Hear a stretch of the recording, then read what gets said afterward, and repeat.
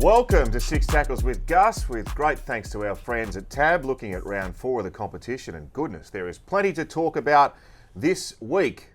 No shortage of drama. The assistant coach of the Premiers walks out on the Broncos after 3 rounds of the competition in a stunning continuation of the volatility at Red Hill at the moment. Is there pressure mounting on Trent Robinson? There will be if the Roosters lose to Manly in Thursday night footy tomorrow night over at Brookie. An unmissable game with DCE returning home to face his old team. And only a week or so on from Alex Johnston's record-breaking wizardry against the Roosters, Souths have confirmed a return to Allianz Stadium, much to the chagrin of their arch-rivals, the Roosters. It's all happening. Gus, welcome. Matthew Thompson, how you doing? Going very well, thanks. You well? I'm good.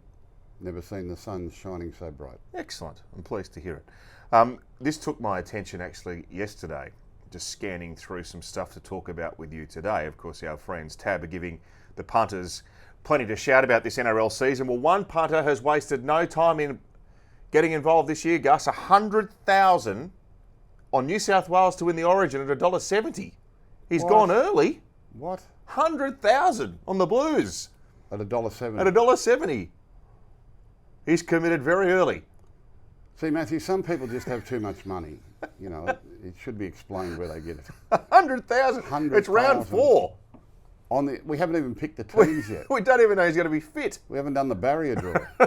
There you go. 100,000 at $1.70. He likes the price. If they're not better than $1.70 at some stage during that series, I'll fly to the moon. So it wasn't you? Well, I couldn't back him with that money. No. Certainly wasn't me. There you go. So maybe someone's thinking with their heart, more well, so I with their think, head. I think they're looking at potential Queensland lineups and I'm probably suspecting that maybe this be the year that New South Wales get the better of them, but that's a big gamble. We're weeks and weeks and weeks away. We haven't even picked the team. We're not even allowed to talk about it on this podcast yet. No, there's an embargo. There's no discussion about Origin at all. We flagged last week was going to be tough, Gus, and it turned out to be so. Very difficult tipping week. I thought the stunning result of the weekend was the Dolphins against the Sharks. Yeah, incredible. Well, certainly the magnitude of the score. I think everyone gives Dolphins a chance in any game they play because of their try-scoring potential, but that was a big scoreline, particularly at Shark Park, and given the Sharks' record there over the years and their consistency over the years, they've been a top 4 team for a number of seasons now. But the Dolphins have announced themselves. That was a pretty stunning performance. I don't know what happened in round 1, but all round 1s can be strange. You know, they were beaten by South Sydney at home, but since then, Gold Coast had them struggling, but they stormed home in the second half to win, and then they put it all together on the weekend, and really it was a stunning performance. They were very, very good. So I was talking to Daryl Broman over the weekend. He called the game for radio on the continuous call team down there at Shark Park. He made the observation that the Sharks have had the same team for probably 3 years in a row now, which is an advantage in many respects. But they've come up short in, last 4 years. Is time ticking away on the Sharks? Well, you wouldn't have said that after round 1. In round 1, they won by 50. They played a game at home, then they beat the Gold Coast Titans. And then they went to Bathurst and played against the Panthers. Now, there's a couple of things about the Panthers. Not only are the Panthers going extremely well, but when the Panthers are at their best and playing their type of football, very few teams win the next week either. They tend to take a lot out of them. I think that was a real blow to their confidence, the Sharks. They would have gone to Bathurst full of optimism and, you know, saying that we've won our first game by 50, we're in good shape. To go there and test the Panthers, and the Panthers just totally blotted them out of it. And I reckon they would have gone home thinking, crikey, you know, how far short are we? How much more do we need to do? And just maybe their heads weren't into that game on the weekend. There's another aspect with the Sharks is that I think at the back end of this year they've got some real salary cap issues. I think they've got some players that are off contract that are going to be unable to be re-signed. And you know, some players are good. Some players, when they're off contract, they actually go better because they're looking for a new deal. And other players can't really handle it if their future's not cemented and they haven't got that sort of security. So maybe they've got some players down there that are worrying a little bit about their own future, and that's something the coach is going to have to contend with and the club's going to have to contend with. Then you might have a period during the year where some of these players go and sign elsewhere to secure their future because they can't stay at the Sharks. The Sharks have got to start looking to younger players coming into the team and fellas that developed there over the last couple of years to see whether or not they're up to NRL standard before they make decisions on NRL players. It's a difficult time for them, but you only sort of get those windows of opportunity in the NRL, and they've been up there a long time and fallen short year after year. That's got to grind on you after a while. Well, it usually goes one of two ways. You either get better or you get worse. Yeah. And, that wasn't a good sign on the weekend. Still early in the competition. I want to see how they bounce back this weekend, but that was a capitulation the other night, and we don't see that happen to the Sharks very much at all. Travelling to Canberra on Sunday. Well, Canberra are a very, very good side. The Canberra are a very good side. They've got some attacking players in their team that just are absolutely frightening. I got to see them firsthand in the pouring rain the other night down there in Canberra, and they're electric. They really are powerful, and they're very, very strong. They're very, very quick. They're very fit. And having lost 2 in a row now, they'll be desperate for that home ground win. We'll talk about them later, but that was a good quality game in the conditions. The Bulldog-Canberra game? Yeah, very good game. Very good game. It was a very, very wet, rained the whole and both sides were up for it. Both sides I thought played really well in those conditions. Come down to a couple of kicks of goal. There wasn't much in the game at all, but I came away from that thinking, I was actually talking to Ricky Stewart on the Saturday. I went back to watch our Jersey Flegg and New South Wales Cup teams play in Canberra, and I spent a bit of time with Ricky. I said, you're going to win plenty of games. He said, yeah. He said, I'm confident we've got a good side here.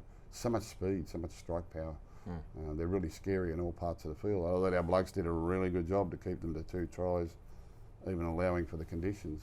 We nearly didn't. They nearly got the one that counted, but they're a good side.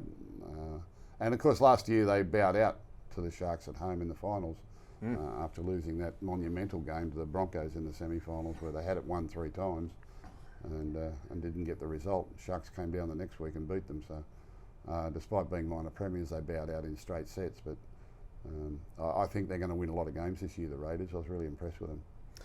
Of course, the new member of our team here at Six Tackles with Gus is Claudette, our AI friend, who has spent the whole week travelling with you and keeping a close eye on everything you've done. And she's put together this week's summary of Gus's week that was. What a week for the king of Belmore, Phil Gould. It kicked off with a classic Gus road trip to the nation's capital, where he watched his Bulldogs grind out a gritty 14-10 win over the Raiders. Never one to leave a job half done, Gus reportedly spent Thursday night personally sweeping up the shattered glass from the coach's box, proving that his commitment to the standards extends to both the scoreline and the stadium maintenance. By Friday, he was back in the lab, firing off thoughts on the Panthers' dominance and the troublesome state of the ruck, before retreating to his inner sanctum for a massive Saturday in the man cave. Locked away from the world, Gus sat in hushed silence as he witnessed racing history, watching J-Mac pilot Aliana and Autumn Boy to equal the record before Autumn Glow delivered a legendary 131st Group 1 victory. This is a win that'll live forever for James McDonald. 130 Group 1 winners. He rounded out the weekend in typical Gus fashion, calling the Eels versus Dragons clash over a customary plate of pie and chips, before heading home to trade barbs with the ex-masses and reminding the rugby league world that while Coach's box glass may be fragile, his convictions are unbreakable. She's all over you. Is this going to be a regular thing? Yeah, every week. Claudette. Yeah. She's got you nailed.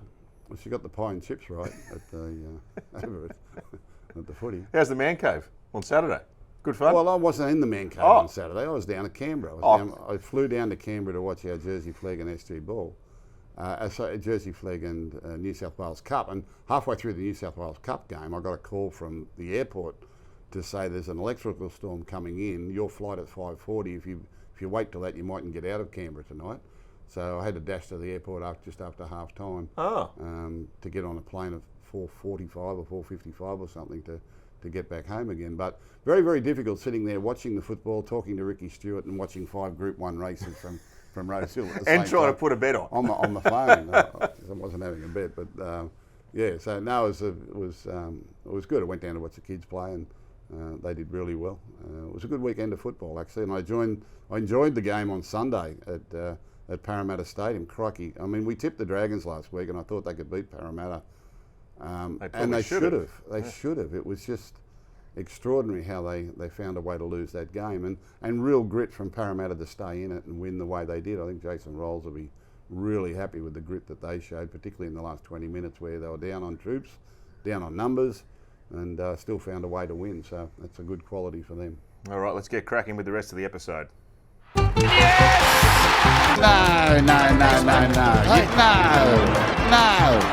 Dear.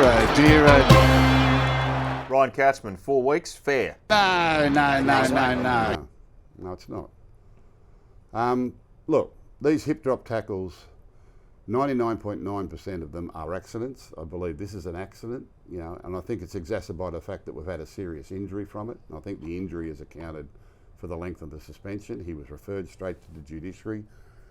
You'll see instances of this during the games that'll just vanish into the ether and no one will do anything about it because the player doesn't get his leg caught under the tackle and gets up and plays the ball and plays on. For 100 years, players have been getting tackled from behind and hurting their ankles or hurting their feet underneath tackles as bodies fall on top of them. And some of the things that we put into we classify as hip drop tackles are totally unfair. I think the people that make these rules and make these adjudications have never actually been in that situation themselves. Would you not categorise that as a genuine hip drop though? Look, it's in the postcode, but it's accidental. It's not what he intended to do. It's just how the tackle ended up. I don't know what he could have done to avoid it, is my point. I want to know what they think he should have done differently to avoid what happened. All right? I don't believe that in the traditional sense was a player deliberately throwing his body on the legs of a opponent to get him down to the ground. I don't believe that. And I think we're way too harsh on this type of tackle. But because one of the key indicators that's my own point of view, and I'm not a great believer in injury or what have you being a deciding factor in the determination of the penalty either. Well, it never used to be, but it's increasingly more so now considered. Yeah, and I don't know who makes that decision. I don't know why they make that decision. That's now out of the control of everyone. I don't know who the people are that decide that or why they decide that. Now, I'll go on the record every week. I'll say it every week till I'm blue in the face. The whole match review and the whole judiciary system is unfair on our players at the moment. It's way over the top. And I think this is an over-the-top suspension. Now, people say, oh, well, the poor kid's out for 12 months. Well, he is. It's a hard game. It's a dangerous game. People get hurt. People get hit. That's our game. That's what we play. To be honest, it's why we play it, because it's the sort of people that first-grade footballers are. But I don't believe that young Couchman deliberately did anything illegal in that tackle. It was a spur of the moment, high speed, both players under fatigue, twisting and turning. It just happened. It happened. It's an accident. And, maybe a warning or, to be more careful of it in future. But did he drag from behind and say, well, I can't get this bloke down as a last resort, I'll just throw my body on the back of his legs? Which is where the tackle event first started. That's where the tackle first started. Because, yes, they talk about losing your legs. Yeah, where we had some big, strong players that were just impossible to bring down. And if you don't get yourself in front of them and they start to drag you along, then how do you bring them to the ground is virtually what they did. And there were some players in the game and some coaching, I think, too, that said, well, if you throw your weight of your body on the back of their legs, they'll soon come down to the ground. That's wrong. We shouldn't do that. Is that not what he did, though? Eh? Is that not what he did? I don't think he did it intentionally. That's not what he did intentionally. There's intention and there's just momentum of the tackle and accident of the tackle. He's falling from behind. How do you now tackle a player from behind? Right? And it's becoming increasingly difficult. It's actually a really difficult tackle to make coming from behind, because if you tackle too low, you get a boot in the chin, which we've all experienced a number of times, which is why we tend to go a little bit higher so that if a boot does come up, it hits us in the chest. But then if the momentum of the tackle and you get swung the wrong way, the ones that happen is where they get swung around the tackle. The momentum takes them around the back of the tackle. But if you're actually behind the player, you grab him by the shorts and then you throw your hip down on top of him, is what I would see as a classic hip drop tackle, which for many years didn't exist. It's the size and the strength of our players these days that makes them more difficult. It's the tackle zone that we have to tackle in. It's hard to dominate tackles these days. It's hard to protect yourself from concussions when you're tackling head on, so you tend to tackle more in that manner. But I feel sorry for him. I think he's a victim of this thing about, and when we start to have a new tackle in the game, whether it's that tackle or the grapple tackle or the all the different names that have come up for tackles over the years, Everything gets thrown in on top of it, and I just think that's an unfair penalty. Whether he's out for 1 week or 4 weeks doesn't teach Ryan COUCHMAN any more than he already knows about tackling or anything that's going to deter him from doing what happened on the weekend. I think it's an accident. I really do. All right. Manly fans will give Daly Cherry-Evans the rounds of the kitchen tomorrow night. Yes! And so they should. Absolutely, so they should. Jerry Seinfeld did a piece on this. A comedy What, piece. Manly and the Roosters? No, he did a piece on people changing clubs. He said, you'll cheer for a player for years and years and years, and then he goes off to play at another club and he comes back in a different jersey. Boo, boo, different jersey, boo. So they're booing the jersey. They're not booing Daly Cherry-Evans, they're booing the jersey. Of course, some players leave clubs acrimoniously and they're not very favoured with the fans, or some people will do the wrong thing and they'll boo them as well. But he's running in a different jersey. They'll be booing, don't worry about that. Yeah. And he'll expect it, and he'll love it. Of course he'll expect it. Yeah, and he'll love it. Mm. It's a big, big game, this one. It is. Big game. Well, it is, particularly how the Roosters, well, Manly too for that matter, they lost their first 2 games at home. And they're at home again, aren't they? Mm-hmm. So, they don't want to drop 3. Do you know what? You talked about the Sharks not being able to bounce off the Panthers. Well, the Roosters are facing the same situation. Absolutely. And they went, apart from scoring first, they got flogged after that. Absolutely. The way the draws used to be done in the old days, you used to follow a certain team every week through the competition. And you could follow a team that wasn't very, very good. And the other side would win by 40 or 50. They'd be nice and fresh by the time they get to you. But if you followed one of the physical teams or one of the really good teams, you could pick up the pieces, 7 days later, because teams would really take it out of them. And I think if you go back through Panthers' record, not only their great winning record, have a look at how teams go the following week. That would be a great study. Can we get someone to do that? Can we get Claudette onto that? Well, I'm sure the gambling fraternity looks at it pretty closely. But the Roosters the other night, well, their start to the season was poor. They went over to the Warriors and got flogged. They came back to Sydney and beat South Sydney, who are in good winning form, so that was a good win. And then the other night, totally outclassed by the Panthers. Can they bounce back from that? Roosters are notoriously slow starters to a season. They're always pretty slow to get out of the blocks, and they like to peak down at the back end of the season when the business end is on. But it could have been a demoralising performance against Panthers the other night. They were just never in it. That could have been 60. Yeah. I've never seen a Roosters team absolutely demolished like the way they were the other night, particularly coming off a win. For Cherry-Evans and his acclimatisation into the new surroundings at Bondi and playing with that team, there was always going to be a period of time as they settle in and start to get into a rhythm. He's now back playing against his old club at Manly. This is a chance for the other Roosters players to show how much they accept Daly Cherry-Evans, because this week they should be saying to him, this is not about you, this is about us. We'll do this. You just kick the ball and do your job and we'll get the win here. For Daly Cherry-Evans, my only message would be to him, you're not playing against Manly, you're playing for us, you're playing for the Roosters. Put Manly out of the back of your mind. He's experienced, I don't think he'll worry about that. He's been in cauldrons before.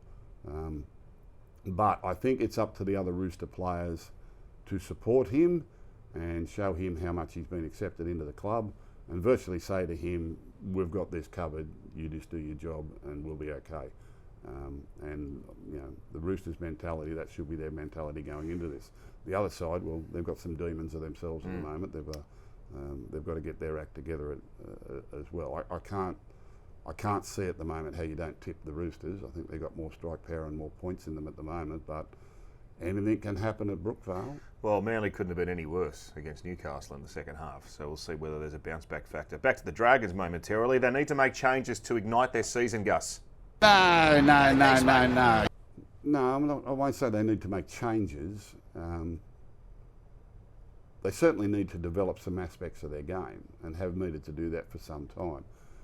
And you've got to keep looking into the past and starting to question why things happen. Last year, they had any number of games that were decided by 4 or 6 points or less in games. They lost a lot of close games during the year. And for sides like the Dragons, for sides like most of us, most of the teams in the competition are at that level where you're going to play in anywhere between 12 and 18 games during the season that are decided narrowly.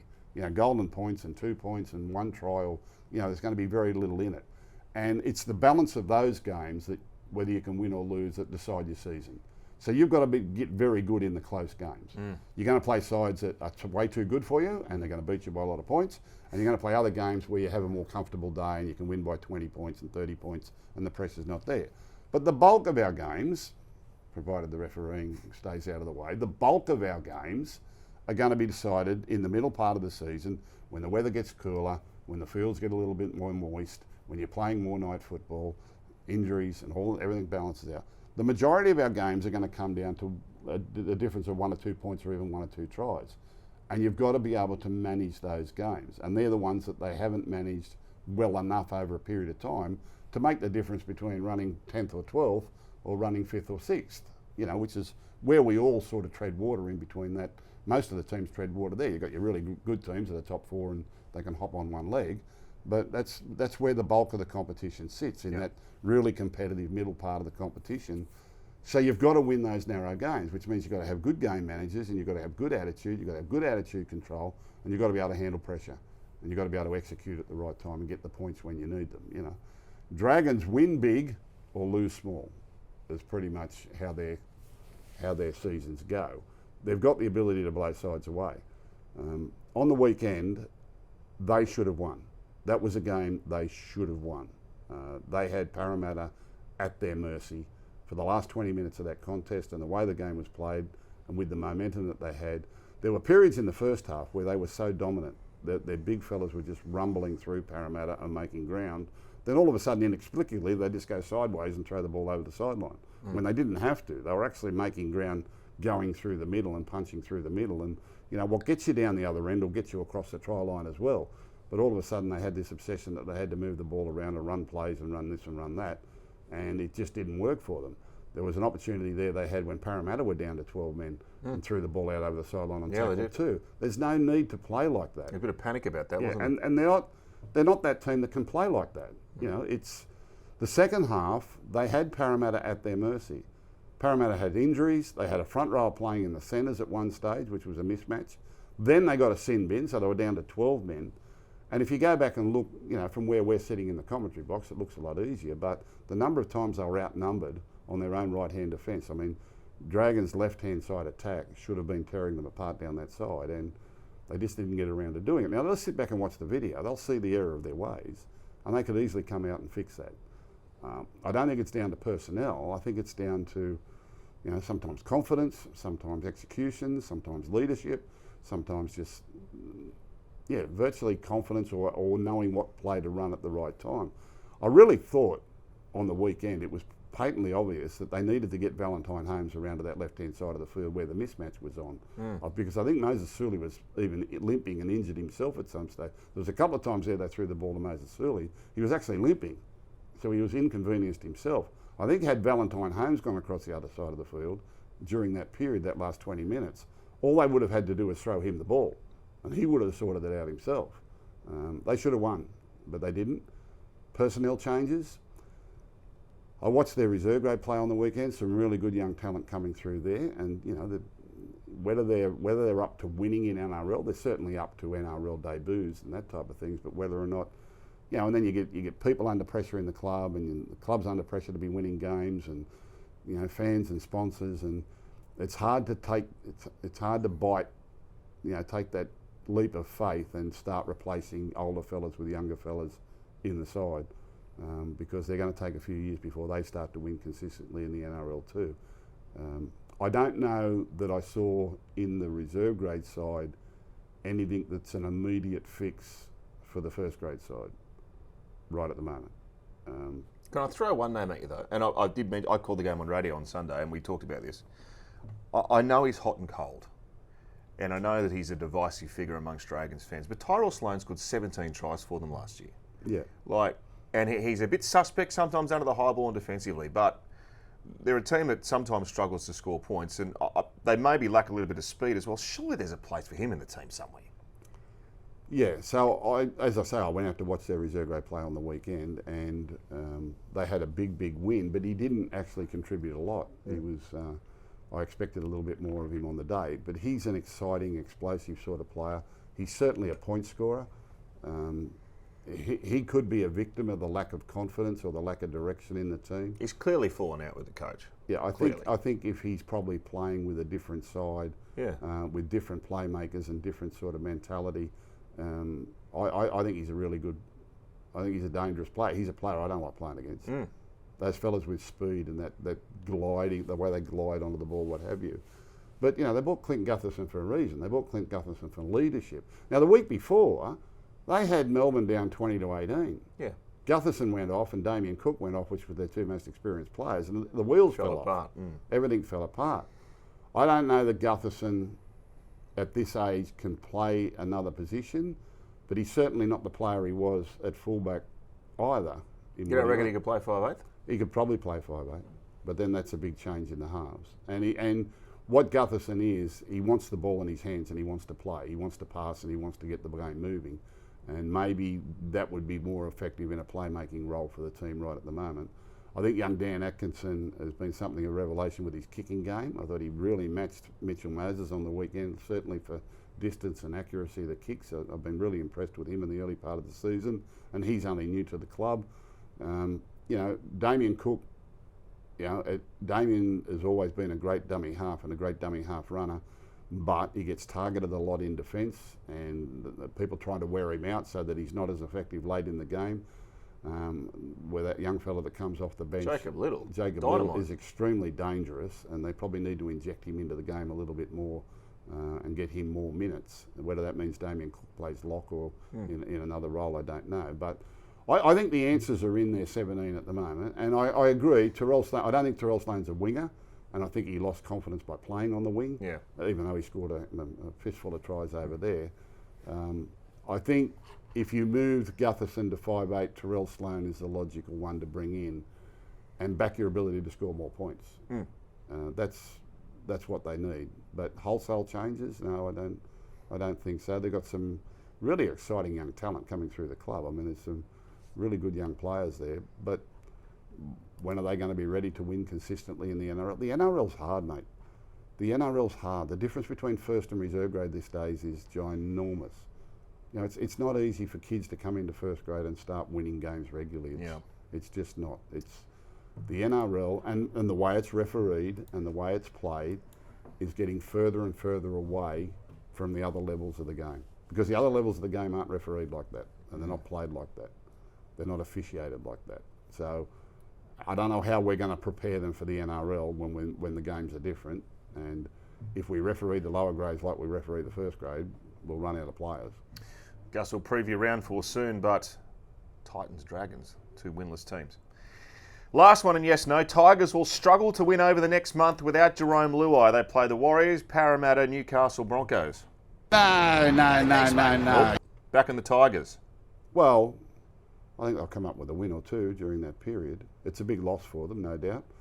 Now, I understand that Adam Dewey is okay. He's been named. He's been named, so that's a bonus. The other two backups that they had didn't play New South Wales Cup on the weekend. I don't know if they're available. Jock Madden's the other one who's come in. Yeah, Jock Madden. And where's Latu Fainu? He's been out injured. He didn't play last week in the Cup side either. Latu Fainu is a good young player. But, you know, they've got talent right across the board there. That was a bizarre game the other night against South Sydney. Wasn't just it bizarre. Absolutely bizarre. Very, very entertaining. I mean, I could sit on the lounge and watch that for hour after hour after. It was very, very entertaining. If I was coaching both sides, I'd be suicidal. That's just how I looked at it, you know. But it was wonderfully entertaining. And I think someone said that Wayne Bennett wasn't happy with the win. Came off and said no, he wasn't impressed at all. And I know exactly what he's seeing. And I know exactly what he's thinking. Even though they won the game, I wouldn't have been impressed either. You know, so I think you'll see some changes in South Sydney's demeanour in the next couple of weeks as well. Latu Fainu's in 21 this week. Okay. So he may find his way into the team. Well, he's a good young player. Very good. He's had a lot of injury issues and with his body, and as he's sort of developing through. But no, the Tigers are capable of winning games. But you know, Jerome Luai is a big loss. There's no doubt about that. Gus, over many years, the Broncos, well, maybe not so much in the last few years, but they have been a pillar of stability. They are the big dogs in the competition. It seems like the club is intent on ripping itself apart at the moment. Dave Donaghy, the chief executive, said that this is the latest in the Nine papers today. Says the club was blindsided by the sudden resignation of assistant coach Ben Teo on Tuesday. As it emerged, Brisbane had turned down an approach by Billy Slater for him to join the Queensland Origin coaching staff. In the latest chapter of what's been a tumultuous start to the year for the Premiers, Teo quit amid reports of a dramatic falling out with the head coach Michael Maguire, something to do with tactics ahead of the Melbourne Storm game. We read, and again, this is reported, there was a big blue, and Teo wasn't happy with that, and it was his dissatisfaction was compounded by the fact the club declined an approach by Billy Slater for him to join the Queensland coaching team. That's notwithstanding the fact that Matt Ballin, who's also part of the Brisbane coaching setup, is in the Maroons Origin coaching team. All very complicated, but it would appear that there's a lot of volatility going on behind closed doors. They're up at Red Hill, and they've only just got their first win of the year. Yeah, I mean, your first statement that they've been the epitome of stability, I don't know that that's actually right. If we look at, over probably not in the last decade. Not in the last decade. They've had a number of different coach options. I mean, Bennett was there, and then Henjak took over, and then who coached after him? Griffin. Anthony Griffin came in, and then I think Bennett. Wayne went back. Wayne went back, and then they had Seabold, and then they had Kevin Walters, and then he was sacked, and they brought in. Okay, so can I rephrase? Since Wayne Bennett left, they haven't been very stable. But before that, it was all good. Yeah, and they've had players coming and going too. I mean, it's hard to get your gauge on it. They're such a big club, and they've had more competition up there. Since Gold Coast and now Redcliffe have come into the competition, there's more competition for juniors and more competition for fans and corporates and what have you, and there's more competition for media and press up there. So, they're a big club. They're our biggest club, and they're very, very high profile. I don't know what's happened here. Disagreements between coaches happens all the time, everywhere. You probably don't hear about it, and you don't hear about the majority of it. Are they big blow-ups though? Does that happen? Well, there can be disagreements. Yeah, absolutely, there can be disagreements, but they work it out. They work it out. That's why you have coaches. If everyone agreed, it's not a very good situation either. But they've got to be able to handle their differences of opinion and difference, And at the end of the day, what you want is a staff that everyone will support the final decision, whether it's their choice or not. Even though it might be my preference, I can support the cause. And if things go wrong, it's not "I told you so." It's we get on and fix it and work it together. But differences of opinion are healthy. Differences of thought processes is healthy, and the head coach, if he's recruited the right staff, wants that. He wants pushback from assistant coaches. He wants pushback from high performance teams. He wants pushback from the medical staff. You just can't be a yes man to the head coach and let him get away with everything that he wants. Nor should the head coach ever want that. If the head coach if that's the sort of people he's recruited the wrong people, and he's not doing himself any justice. So I think differences of opinion. Now, I don't know what the difference of opinion here was. If it was just as simple as, no, we don't want you to do the Origin thing, if that was the only difference of opinion, well, I can't believe that would lead to the player, the coach leaving or being sacked in this way. He was the defensive coach. They did concede 60-odd points in their first couple of games of the season. I'm not saying that's his fault. I'm just saying that whether the differences of opinion were around that or not, I don't know. You really have to sit down and talk to Michael Maguire and say, well, what were the differences of opinion? But at the end of the day, one little ship, one little captain. He's the boss. At the end of the day, he's got to make calls. And if you don't like it, well, you've got two choices. And I guess Ben Teo has now taken that choice to go. Does that make him right? Does that make the head coach wrong? Doesn't matter.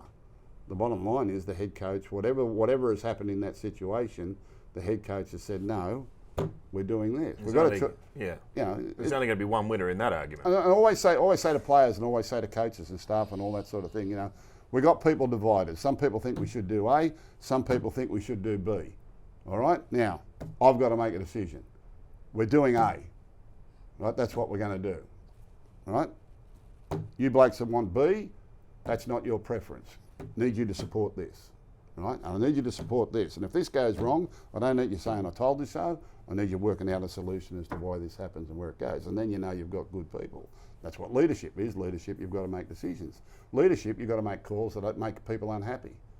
You know, and in leadership, you don't often get the chance to explain your call because you can't. You know, you can't publicly explain your reasons, or you can't publicly explain what's gone on behind the scenes, and you don't give people up. You know, but whatever's happened here, at some stage, the head coach has had to make a call, and he's made a call.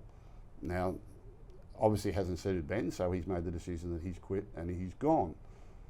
As to what the matters were, as to what the issues were, or who was right or who was wrong, is now irrelevant. They did come out and beat Melbourne in Melbourne the other night and played pretty good. They did win the premiership last year, and from the time he's got there, he's been under intense scrutiny, the head coach, about his methods or what have you, and people say they do this too much and train hard with this and train hard. He just won a premiership. I don't know any premiership winner that doesn't train hard, and whatever he's done, he's got that team to the ultimate. You know, they've had a slow start to the season, but they did have to go to England, which is not easy to get over. But the way they fought back the other night, if there was any dissension or lack of morale in the place or lack of incentive to win, they didn't show that in the second half against Melbourne the other night. They were terrific. Like we said here, I said last week, I give them a real good chance of winning in Melbourne. I really did. You know, people were writing them off. I said, no. I said they've got the ability to win down there if they can get back to playing the team game. They've been too individual and too isolated in their first couple of contests. That can be grand final carryover, hangover. That can be, you know, the fact that they went to England and got beaten, a bit disappointed. Maybe they missed the mark on a couple of issues in their game. And maybe they're trying to get back into their rhythm. You know, they did play the Panthers, who were a pretty hot side in round one. Maybe that dented their confidence a little bit. I don't know, but the way they rallied in the second half, They were excellent. they were excellent. So Ben Teo was an appointment of Kevin Walters. Yeah. Before he obviously left the club, and then Michael Maguire came in and was happy to keep him on. But that's he's been there, a bit over 12 months. Maybe they've just come to the realisation that they don't gel together. Well, maybe. But like I say, differences of opinion are healthy. Differences of opinion are healthy. But he's the head man. He's the head coach. He's got to make decisions that, you know, that's what I say. And look, if you're going to be in a position of leadership and you think everyone's going to like you, you're kidding. It doesn't work like that. And, you know, and the frustrating part of leadership is sometimes that you can't actually come out and tell the real story. You can't come out and explain your decision. You won't get the chance to explain your decision. You'll make a lot of decisions that some people won't understand because you can't exactly explain why it happened. But that's what leadership is. And if that overwhelms you, then you shouldn't be doing it. It's as simple as that. If you can't handle people talking about you, lying about you, telling stories about you, you're in the wrong game. It doesn't happen to you, does it? Happens occasionally.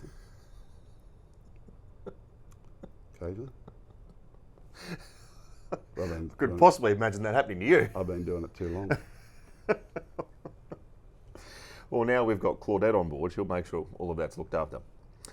South Sydney's long-time battle to play more home games closer to their home territory has finally been won. The Rabbitohs have confirmed this week that they will start playing more games at Moore Park's Allianz Stadium next year after prolonged negotiations with the New South Wales government. They'll still play 7 games at a core through until 2030. They'll move 2 to Allianz Stadium in 2026, 4 in 2027, and then 5 home games from then onwards. So essentially, they are moving the majority of their games going forward back to what was their previous home, the old Sydney Football Stadium. So the Roosters vehemently have been opposing this since Allianz, the new Allianz was built, bearing in mind it's New South Wales government money, and that's been the argument the whole way along. You remember going back right to the start, Souths were blowing up that the Roosters had their logo on the front of the stadium when it first opened. So the Bunnies are going to be back at one of their old home grounds more regularly, Gus. Just another chapter in the book. Yeah, well, if you go back many, many years when they made the decision to make Accor, or the Olympic Park Stadium, their home ground, I guess there was a commercial thought put into that at the time. And we also had that period where Sydney Football Stadium was knocked down and the new stadium was rebuilt there as well. But South Sydney made the decision many years ago, and I think it might have been when Shane Richardson was there, around commercially, that South Sydney has a very, very strong following, but over the decades, the people that supported South Sydney had moved out of the inner city areas and gone out into the western suburbs of New South Wales and country areas of New South Wales. And as we've seen, there's a random South Sydney fan at every sporting venue around the world at any one time. They have a big following. So I think commercially he made the decision that he would go to the Olympic Park Stadium and try and improve it. And they did. They improved their membership extraordinarily. The argument has always been that the Olympic Stadium is not built for rectangular games, and it's not conducive to smaller crowds, which rugby league was attracting at the time. So your 15 and 20,000 crowd, which is a good weekend crowd for your, or has been a good weekend crowd in past eras for your rugby league team, feels pretty hollow in at the Olympic Stadium, at Accor Stadium across there. So there's been a bit of pleasure in pain in everything they did. They tried really hard to make Accor their home. They had their own dressing room all nicely done up. They would do functions for the members after the games. They did a really good job of it. They increased their membership and they made Accor Stadium their home. The new stadium gets built at Allianz, and it's something special. It is a rectangular stadium. It is built for the rectangular sport. It is in their homeland. I could never understand why ever Roosters played South Sydney out of Accor Stadium during the course of the season, because that's where that's where they should be, in the inner city area. Now, whether the decision to come back into Moore Park is a commercial decision or simply the venue itself for the catering of their game and the catering of their fans, because their fans still live in the West. They've still cultivated a membership that's of those Western Sydney fans, and people from country areas who can come down to Homebush a lot easier than going into the city. And whether or not that attracts more crowds, I don't know. But the Allianz Stadium as a rectangular sporting venue for crowds and catering and everything like that is clearly superior.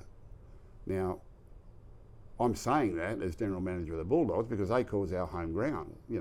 We've been able to make it a great venue for us as well, and in the sorts of crowds that we've been able to attract in the last couple of years, we've had 50 and 60,000 crowds, which you can't do anywhere else, any other venue around the country. So, if the Bulldogs continue to be competitive and play big games against big teams in that venue, there is good money there for the club to make in that venue. But we're always talking to the governments about better ways to make it more attractive for the more average crowd of your 15, 20, 30,000. And we know as TV broadcasters, broadcasting games out there on a Thursday night or a Friday night where there's a bit of rain around and all you see is, blue and grey seats in the background because there's no crowd there. It's not like that's why we look at Leichhardt Oval and Cogra Oval and Penrith Park as filled, and it creates a better atmosphere and a better scene for the television. Television doesn't like broadcasting out of empty stadiums. It certainly doesn't like broadcasting out of those stadiums on Thursday and Friday night in prime time where there's big empty seats in the background, what have you. So I would say commercially, aesthetically, the service of their fans, South Sydney have been really trying to get back towards Allianz. South Sydney Roosters don't have a say in that. They don't own the ground. It's not their ground. Uncle Nick put his logo up on the top of the building there just to give them the shits. just to drive them crazy. And it worked. Yeah, but they've got no say in that. The issue's been the contract they've got with the Accor Stadium. And the Accor Stadium needs to provide content for its members.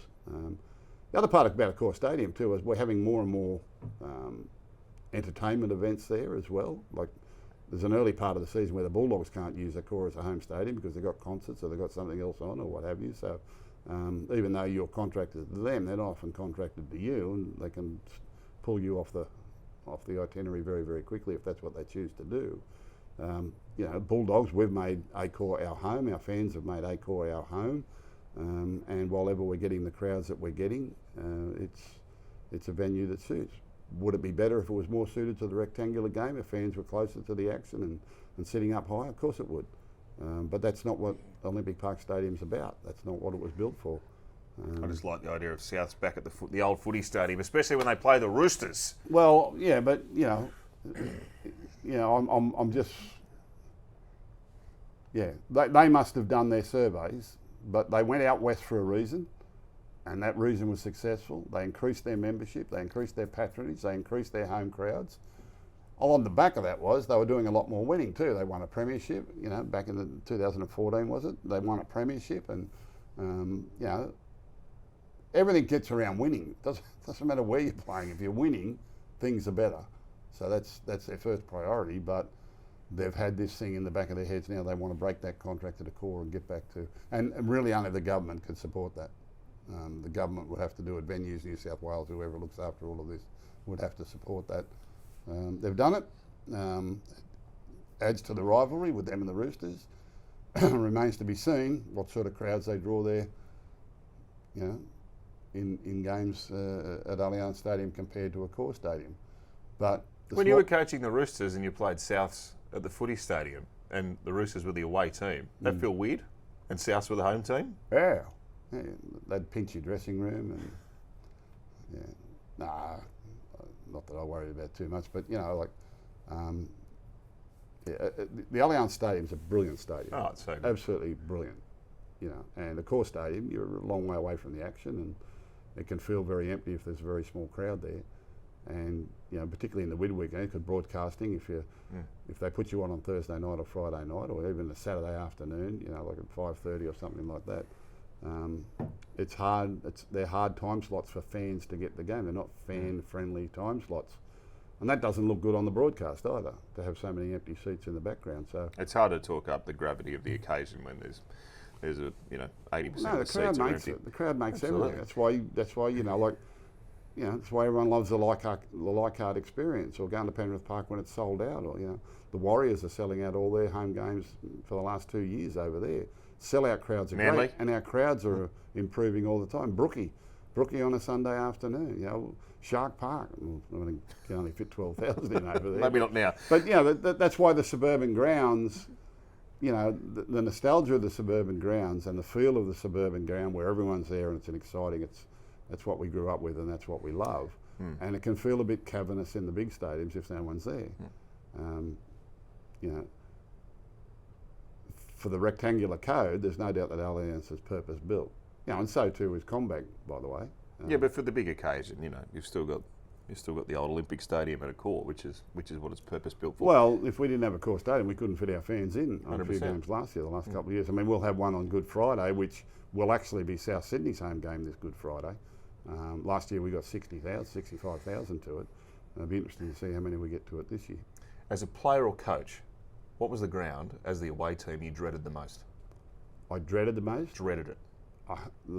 When you had to go as the away team. As the away team. As the away team. Back in the old days, I hated Redfern Oval. Hated going to Redfern Oval. Jeez, that would have been a rough and tumble atmosphere. Yeah, I hated going to Redfern Oval. Then my last year I played at Redfern Oval. I loved it. It was absolutely outstanding to be on the home side. So what would hit you in the face when you arrived as the away team at Redfern Oval back in the day? Fans, they were in your face, baby. There was no parking. You had to walk for miles to get to the ground. Yeah. There's no team buses to the game in those days. You leave home in the morning, you go and find a car park and have to walk all the way into the ground. And How far would you have to walk? as far away as you had to. There's no parking around Redfern. No, still no parking. Yeah. Oh, back in the old days, like Lidcombe Oval and With Tommy. North Sydney Oval, Wollongong Showground. Wollongong Showground used to be in the middle of a dog track. Yeah, you told us about the one where Had to walk across the dog track. flood to get was a in. floodplain. Henson Park was great because you could sit in your car and watch the game, park around the outside. So still great, Henson Park. The old grounds, North Sydney Oval didn't like playing at North Sydney Oval. Broke my ankle at North Sydney Oval. So that the one you dreaded was Redfern Oval. As a player, yeah. What about as a coach? If you're playing against Canterbury, Belmore was a hot place to go and play. You know, in the end, I spent years there as a player and a coach and loved it. You know, it's very, very different when you're on the home side. You know, I used to hate Seaford Oval. Oh yeah. Out at Queanbeyan there. Yeah. I actually, when I played my last year, I played with South. We had to play down at Seaford Oval. We were going all right. And I said to George, so I'm going to drive down. All right. They were catching a bus from Redfern. I was living out west. I said, I'll drive down. So I drove all the way down, played at Seaford Oval. broke my nose, busted my shoulder, cut my lip. I had 3 stitches in my lip. By the time they put the stitches in, the showers were cold. And I said, well, I'm not having a cold shower. So I just left my jersey on and drove home with a busted lip and a broken nose. Drove all the way home before I had a shower. I hated Seaford Oval. We won. What year was that? 1986. I think we won. That was their first year. Yeah, I think we won 8-4. Mal Meninga played for them. I think we won 8-4 and we kicked 4 field goals. Neil Baker and Craig Coleman kicked a couple of, I think so. Wow. I can't remember. I think we kicked 4 field goals. It was a tough day. Tough day. I drove all the way down. I got busted up. I got stitches in my lip. It was a cold shower, so I'm not having a cold shower. So I drove home with blood all over my face and jumped in the car and drove straight home. Would have been interesting if he got pulled over Still for had an my jersey. RBT. Still had my jersey on. Very funny. All the way home. Very special announcement, ladies and gentlemen. From this week, there will be 2 Six Tackles with Gus episodes every week. Gus, do you know this? No. You aware of this as part of your contract? No. We'll be releasing a special dedicated Ask Gus episode every week, in addition to our usual show. And we want you to be part of it. So you can send us your audio and your video questions to Gus via Instagram or Facebook to NRL on 9. So you can DM us. That's what the kids say these days. Send a question through to Gus. We'll put it together and we'll be releasing an episode of Ask Gus questions every week. Okay. So there'll be some people getting their face on the camera talking directly to you. So head to the socials, Instagram and Facebook, NRL on 9, and send through your question and we'll put them together every week as part of a special bonus episode. 6 Tackle Trivia. Daly Cherry-Evans returns to Brookvale tomorrow night. DC won a premiership with Manly in 2011. Who scored the first try in that grand final? Gee, that's very, very hard. They played the Warriors, so you'd have called the game. Daly Cherry-Evans as part of the Manly premiership winning team in 2011. Up against the Warriors in the grand final. Who was the first try scorer in that game? Good luck. Back with more soon. Tab is giving you something to shout about this NRL season. With Tab's NRL My Offers, get personalised offers on every game this round. Download the Tab app for the NRL. Tab, we're on. Imagine what you could be buying instead. For free and confidential support, visit gamblinghelponline.org.au. What are you really gambling with? For free and confidential support, call the number on the screen or visit the website. So back in 2011, well, they had a very prolific try scorer that year, didn't they? Well, I actually remember the game because we'd already signed Ivan Cleary to come and coach the Panthers. So Ivan, in his last year at the Warriors, went to a grand final and played against Manly. So we sort of watched that game. We were cheering for Ivan to win the comp down there with the Warriors. And there wasn't much in it. I think the score ended up 24-10 or 24-12 or something like that. It was 24-10. You've got such a good memory for this stuff. And first try scorer would be a guess. Their most prolific try scorer was the fullback, Brett Stewart, was their most prolific try scorer. Go no further. Did he score the first try? First try. Well, there you go. Yeah. But there wasn't much in the game. They had a really good year that year, the Warriors. Do you know Ivan has been to both of the Warriors grand finals as a player and coach? As a player. We recruited him, Ivan. I coached Ivan at the Roosters, and then he went across for his last year or last 2 years of playing. He went across, played under Daniel Anderson at the Warriors. They played us in the grand final in 2002, and then rang him up and encouraged him to be a coach. He came and coached lower grades at the Roosters for the next couple of years, coached our Premier League team, won a comp, coaching in the Premier League there. So we gave him his first start as a coach and, in fact, encouraged him to be a coach. And then some years later, he went back to the Warriors as the head coach. And I think that was, the grand final was the last of his I think that was his 6th year at the Warriors at the time. And mid-season, I just started at Panthers and we were looking for a coach. The Panthers had already sacked Matt Elliott. He was still there. I went there and put an interim coach in, and to be honest, Ivan was the only one I spoke to. He was under contract at the Warriors, but they agreed to let him go and come to Penrith, which was lucky for both. So I remember the grand final well. I remember there wasn't much in it. I know Manly won 24-10, but it could have easily gone either way at different stages of the game. Manly were a hot side back then. He was a great player, Brett Stewart. He was a good player. For a few years, he was absolutely dynamite. He was a terrific player and a prolific try scorer. Brookvale over, like he didn't just score one a week, he'd score 2 or 3. He was phenomenal. Do you know, it's funny how life takes you in strange directions. Just think about this for a minute. So Nathan was born in Sydney and grew up in his early days in New Zealand. Can you imagine if he was born in New Zealand? He'd be a Kiwi. Well, I don't know about that. Well, he'd be able to play for New Zealand. Yeah, I don't know about that. Yeah. Imagine that. Yeah, but he got good grounding playing in New Zealand junior leagues over there or whatever he was playing. I think he played a bit of soccer and a bit of rugby league and everything across there. But yeah, so he was like 14, I think, when Ivan come across to coach the Panthers. Because I remember he put him straight in. We had a halfback academy, and the first night that we had there was a little bloke sitting up the back of the room with big ears, and I said to Ivan, I said, geez, I recognise that bloke from somewhere.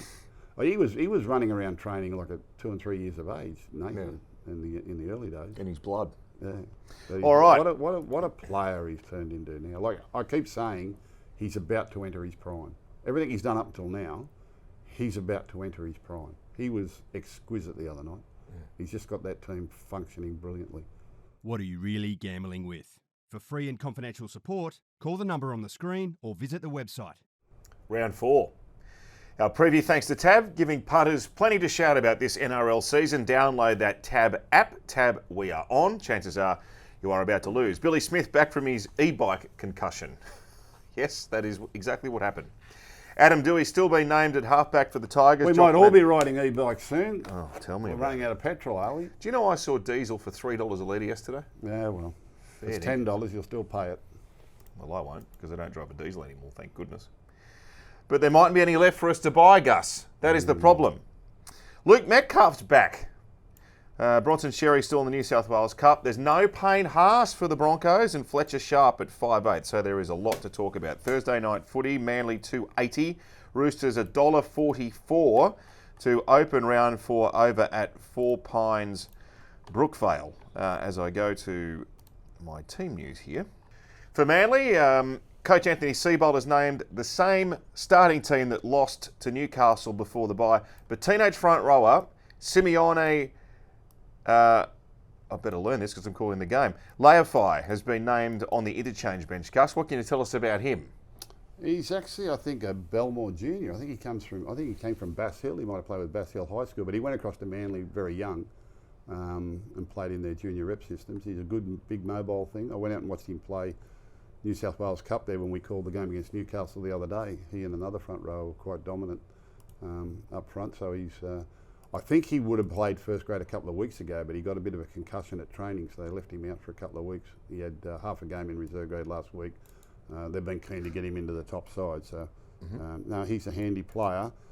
For Manly, I mean, their first 2 games of the season, they had the Raiders at home, went down narrowly in Golden Point, and then they had Newcastle, which was a fairly ordinary performance by their standards. It was pretty ordinary. But they've had a fortnight off to review that and get into it. And we have the other side of the coin where the Roosters have had a win this year. They beat South Sydney, but have then been flogged. I mean, absolutely flogged by the Panthers. And it's just how they come up from that. People that get beaten badly by the Panthers struggle to come up sometimes the next week. So I say this often when I'm looking at games, but I don't want to be in the losing dressing room of this game. I don't want to be either side if they can't get the money this week. I think on the score of things, potentially the Roosters should win, and I believe they will win. If they don't, I guess then they'll start having some looks at themselves. But right at the moment, I'm just not seeing enough in Manly to be able to beat the Roosters this weekend. I'll go on Roosters. I'll trust that they bounce back from that loss on the weekend. Manly have had a fortnight to get ready, and they will be fired up against Daly Cherry-Evans, but they'll have more than Daly Cherry-Evans to contend with in this one. I think Billy Smith's inclusion back in is important, and I'll back the Roosters to get it done. All right, early game Friday. Warriors $1.24 on tab. The Tigers are $4.10 at Go Media Stadium. And Luke Metcalf is going to return from that ACL, which he suffered in round 17 last year. He's going to play 5/8. And Tanner Boyd, who's been a revelation, will be playing at halfback. Charles Nickel-Klooster also returns, as does Chanel Harris-Tavita on the bench, and Adam Pompey, who missed last week's game because of family reasons. So they get a fair chunk of depth back in the lineup there. And Jock Madden's playing at 6. Adam Dewey has been named at halfback for the West Tigers, who are missing Jerome Luai. Yeah, firstly, congratulations to Tanner Boyd. You know, let me just say something about the development of playmakers, which I've said many times on this. Tanner Boyd's now getting to 25, 26 years of age. And you can see now that the experience he's had and surviving in the big league this long, even though up until this moment he's been a little bit unheralded, he's eventually starting to come into his own. You know, Braden Trindle is 25, 26 years of age. This fella's about to, if they can survive to that age, they're a real chance of going on and having a much extended career. And it's a real credit to this kid. Luke Metcalf was the same. Luke Metcalf bounced around a number of clubs before he finally found his feet. He's 26, 27 years of age himself, and he's a great inclusion. They've kept that quiet. There's been no sort of there was no sort of time frame giving back to his inclusion. That's quite a combination. It's brilliant. The way Boyd's getting around the field, and the other bloke's a great ball runner. Charles Nickel-Klooster, Harris-Tavita is a really good player too. They're a good side. They're a really good side. The Warriors had a great year last year, probably just, frayed a little bit at the edges at the back end of the season last year, and only a little bit of lack of experience, I think, beat them. But they've started this year on fire. They've had big wins over good sides, and they're ready for this one. And I think they'll be far too good for the Tigers, who are missing Luai. And I don't think any team would feel comfortable about going over to New Zealand to play against the Warriors at the moment. And the fact that they came over here last week and disposed of Newcastle so confidently too, one thing about the Warriors over the years is whether or not they could take their home form on the road. Well, they certainly did last weekend. They were brilliant. They'll be too good. Their defensive system is great. They've got points in them. Some of these other younger players like your Loatees and these sort of fellas, I love their back rowers. Halasima and Laban, and Aaron Clark is just developing into a really good player. And they've got strength off the bench. I mean, Mitch Barnett's coming off the bench. That's how strong they are. Well, that's why their season fell apart, because Barnett and Metcalf got hurt. Well, yeah, but they still won games without them. They were still winning games. But, it's a long season. It's a hard season. NRL's hard, mate. And I think they'll be far better equipped. And they're a serious contender. They will trouble every team in the competition, the Warriors team. They're a good side. And they'll beat the Tiger on the weekend. All right, Friday night footy from Suncorp. Now, this is a game. Brisbane are $1.65 against the Dolphins, who are $2.25, coming off that drubbing of Cronulla at home last week. Adam Reynolds is back on deck, but Payne Haas will miss the game because of a shoulder injury. Do you know that the Broncos have won their last 6 games in a row where Ben Hunt started at halfback? Yeah, he controls the game well. Willison's going to play prop because of Payne Haas being absent, and Brendan Piakura joins the starting team. He was very good last week against the Melbourne Storm. And Flegler's on the bench for the Dolphins, returning from a rib injury. Francis Molo is part of a 6-man interchange as he returns from suspension. What a good game of footy this is going to be in Friday night footy here on 9. Yes. Dolphins last year, I think they lost their first 4 or 5. They got off to a really poor start to the season. In the middle part of the season, they were outstanding and then wilted a little bit at the back end. But did have a lot of injuries. I mean, they were doing it on the back of, patched up forward pack for most of the season. I expected them to be one of the real improvers this year. I was a little bit stunned by their round 1 performance when they were beaten by South Sydney. Their defence showed no signs of improvement. The next week, Gold Coast had them down 14-0 and seemingly looked like they were going to go on and win the game. Hamaso got them out. And only Hamaso got them out of trouble late in the game and scored a couple of tries to get the victory. And then they've come down to Sydney and absolutely decapitated the Sharks, like just absolutely blew them off the park. Broncos, well, you've been watching them all the way along in their games. They were flogged by Penrith and they were beaten by Parramatta. They looked like they were down and out against Melbourne Storm, but then stormed home to win.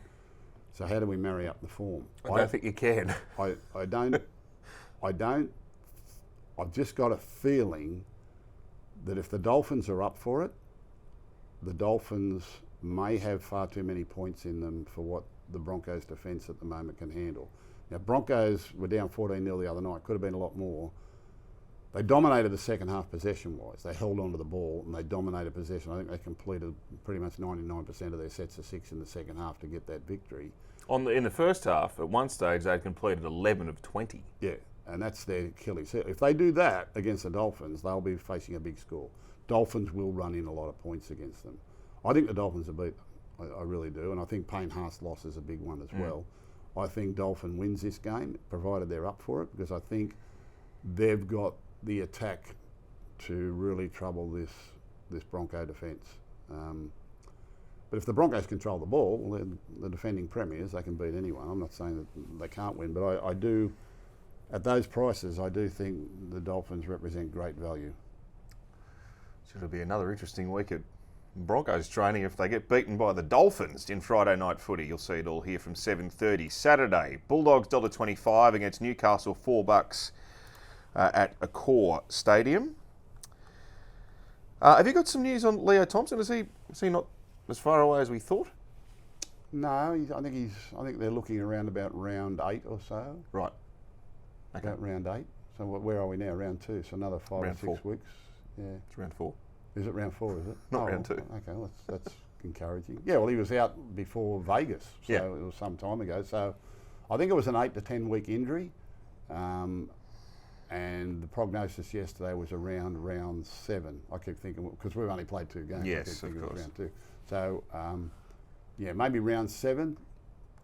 More likely round 8, I think, at this stage. All right. But some of the ones we've got, Harry Hayes is out this week, and some of the blokes that were Sam Hughes has been. Sam Hughes came back and went and played some New South Wales Cup on the weekend to get some football under his belt. This 6-man bench stuff and the draw around New South Wales Cup, and we'll talk about it one day. It's impossible. It's absolutely impossible. So who have you? Anyway, who's missed footy with your 6-man bench? So, what's your experience from a Bulldog point of view? I'll talk about it another time. Right. I'll get you the exact figures and that sort of thing. But we flew Sam Hughes back down to Canberra on the weekend to get some football. He played 19 minutes over in Vegas. He played 20 minutes the other night against the Raiders. So 17 minutes the other night against the Raiders. So we qualified him to go back down to Canberra on Saturday. We flew him down Saturday morning. He flew down with me to go and play in the game, and got suspended for a week for a hip drop tackle. So, so he can't play this week. So we've lost him. Harry Hayes had a concussion in that game the other night.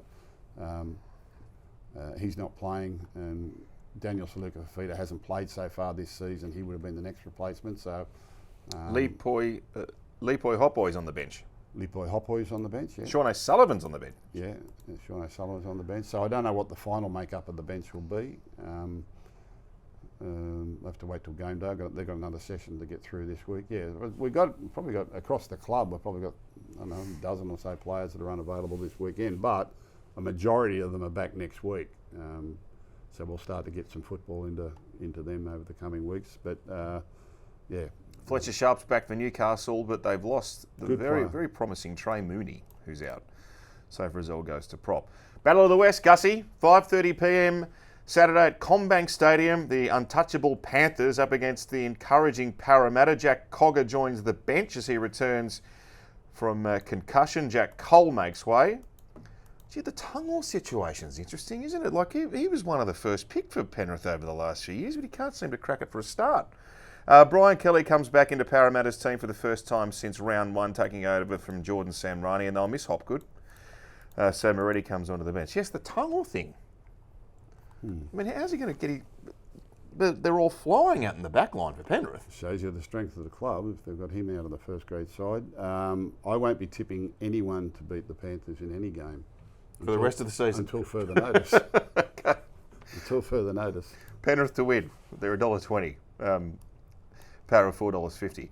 All right, Townsville, 7:30, Saturday night. Cowboys 4:30 at home against the Melbourne Storm at $1.22. They finally got off the duck last week. Zach Labert comes into the starting team for the Cowboys at centre in place of Tom Chester, who's suspended. Tom McKaylee's overcome a knee injury, has been named on the bench. And for Melbourne, Trent Liero's back in the starting team after making his return from suspension from the bench last week. That's pretty much it. Yeah, I'll go with Storm, but I think the Cowboys are capable. I don't think the Cowboys are anywhere near their best at the moment. They got over the top of the Gold Coast in the second half the other night and got their first win of the season, but up until then, I think by their standards, they would say they've been disappointing. They got flogged at Leichhardt Oval by the Tigers on that Sunday afternoon, and they were beaten by Newcastle, even though they were favoured to win over in Las Vegas. So we'll put the Leichhardt one down to the travel back from Las Vegas. They were better last week at home, their first home game of the season, to get a win over the Gold Coast. If they can improve on that, they certainly got the talent in their side to be competitive. The Melbourne Storm, interesting, the Melbourne Storm.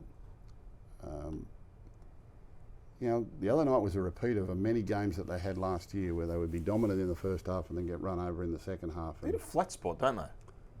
They do, and we've got some theories around that as well.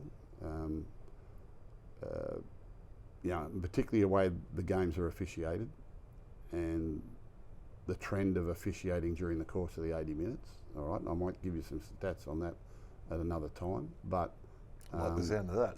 Eh? I like the sound of that. Well, you've got to keep studying these things, we're all looking for reasons as to why that should happen, because they're an extremely fit side. It's not fitness, and it's not experience or what happens in the game where suddenly for periods they're really dominant and for other periods they're not. So you're looking for any sort of edge that you can get. I think in that game the other night there was like 3 times the penalties in the first half than there were in the second half, and there was hardly any in the last 20 minutes or something. It's just, and games tend to go like that. There tends to be a lot more 6-agains and penalties in the early stages of the game, a few more after half time. Then when the game's in the balance at the back end, referees put their whistle away and don't get involved. So I think after half time, from memory, I think there was something like 20 6-agains plus penalties in the game. That was 5 minutes after half time. Way too many. But that's the trend right across the game. I mean, they're giving 6-agains out like Smarties. I mean, it's just, they can't keep doing that.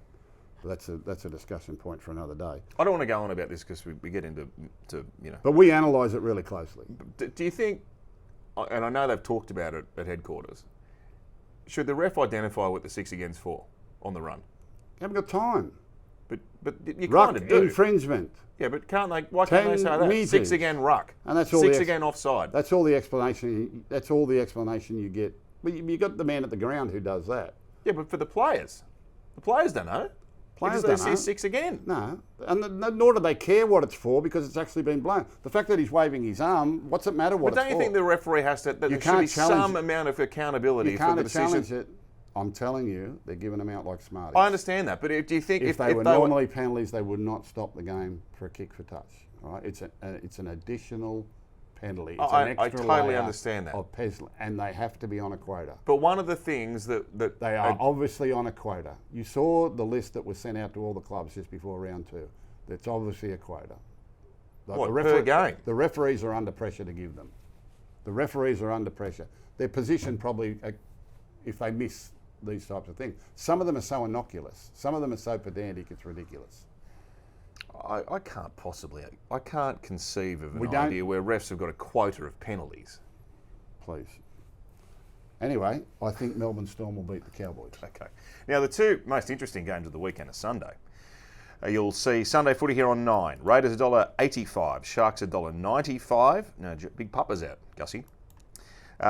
Teague Wilton returns from where we came back last week via the bench, and he's straight into the starting team. Nikora, though, is missing because of a broken nose. This is a big game for both teams, really. Canberra have been playing well, but they edged out by Canterbury last week. And the Sharks, the last 2 weeks have been most lamentable. Yeah, well, there's got to be a bounce-back factor there, don't we? They went down there and won the semi-final last year, a sudden death semi-final against the Raiders. Games between these 2 clubs are traditionally very good and very close. I was just extremely impressed with the Raiders the other night. I'm going to tip the Raiders. They've got so much strike in them. Every player in their team is capable of breaking tackles and making breaks. In the wet weather, the number of offloads they came up with, a couple of the tries they scored were just brilliant. Young halfbacks impressed me. He's good. Yeah, he nearly pulled the game out for him the other night. He'll only get better. I'm going to tip Raider until further notice. Another one. Okay. Yeah. And then, I'm not going to call it the Spoon Bowl because it's round 4, but two teams that absolutely have to start winning. Titans are $1.80 favourites against the Dragons at $2. This game's at Cbus Super Stadium. No changes really for Josh Hannay. They did get Jaden Campbell back last week. So both the Couchmans are out. Toby's concussed and Ryan is suspended. So Blake Laurie starting at prop and Hamish Stewart goes to lock. Hame Seli comes back. They've also got Alan Gahu and Loko Pasifiki Tonga added to the six-man bench. Did you say Titans are favourite? $1.80. What price are the Dragons? $2. Wow. You couldn't be lining up to have a bet here, could you? Well, I can't possibly see Dragons losing, but Really? that's just me. Yeah. Wow. Well, they should win. They should have won last week. They should have won last week. They had Melbourne down with 30 minutes to go the other day. I mean, their form's better. They should win. They should win that. Yeah, Dragon will win. Dragon? Dragon will win that game. So, what did we end up with? We ended up with Rooster to beat Sea Eagle, Warrior to beat Tiger.